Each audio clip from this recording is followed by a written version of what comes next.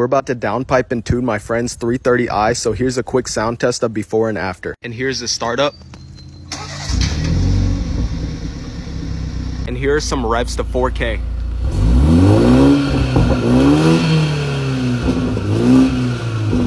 Now overall, this thing already sounds really good, but with this downpipe, it's gonna sound even better. And there we go. As you can see, our Bluetooth cat is now installed, and we've coded in the GTS startup roar, so here's the startup.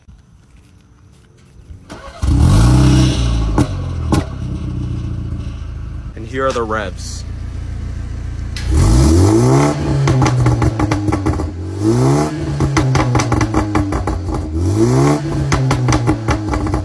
Overall, a huge difference. The sound is a lot deeper, and of course we got the burbles, which are set to max, but he might change that later. But yeah, let me know what you guys think and if the downpipe was worth it sound wise.